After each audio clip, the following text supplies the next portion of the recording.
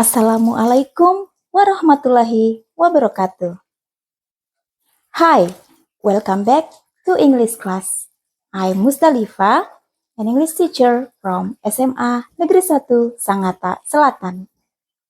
How is your day? I hope everything is going well for you.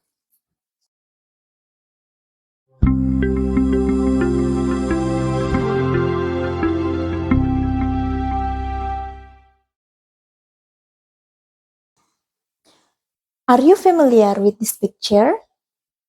Yeah, it's Borobudur Temple, or in Indonesia, we call it Candi Borobudur. Apa yang ada di pikiran kalian saat melihat Candi Borobudur? Pasti kalian akan menyebutkan bahwa Borobudur itu merupakan candi yang bentuknya unik dan megah. Di Candi Borobudur terdapat relief yang terukir indah. Candi Borobudur berfungsi sebagai tempat ziarah umat Buddha serta dijadikan objek wisata bersejarah. Nah, penjelasan atau keterangan yang ada di bawah gambar tersebut adalah salah satu contoh teks deskripsi dalam bahasa Indonesia.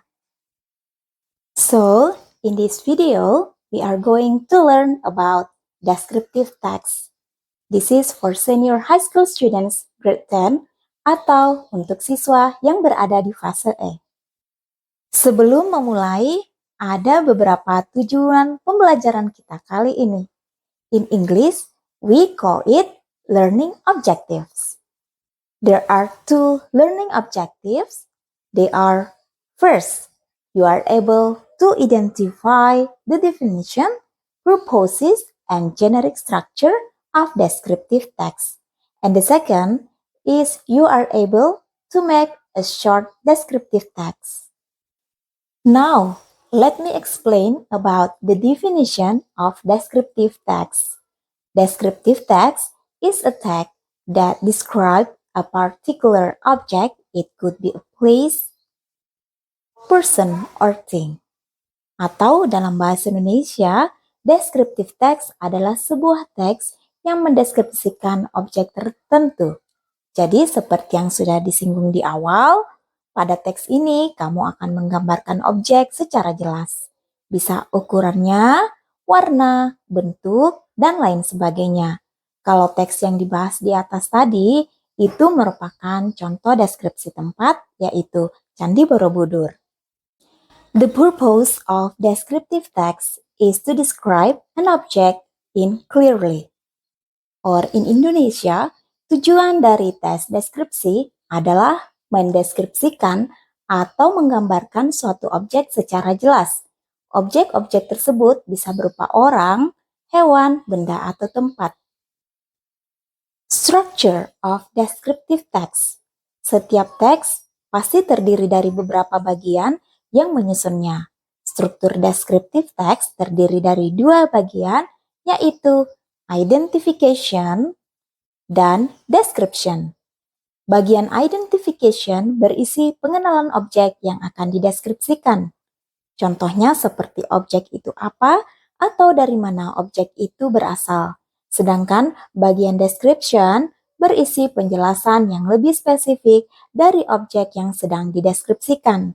Di bagian ini, kamu bisa menjelaskan tentang penampilan maupun kepribadian objek tersebut. Now, let's read together an example of descriptive text. In the part identification, let me introduce you to my best friend. Her name is Anita. She is my classmate in junior high school. She is 13 years old.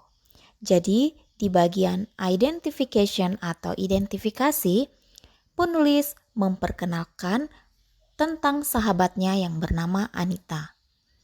Nah, in the description, Anita is so pretty. She has an oval face, rounded eyes, pointed nose, and beautiful black long hair.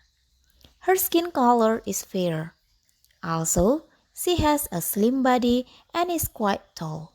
She is 155 centimeters tall. Sedangkan di bagian deskripsi, penulis menjelaskan tentang ciri-ciri fisiknya, mulai dari bentuk wajah, bentuk mata, hidung, dan juga rambut. Now, we are at the end of the English class. Let's practice your understanding by making a short descriptive text about one of your classmates. Write in the comment section. See you and thank you for watching. Wassalamualaikum warahmatullahi wabarakatuh.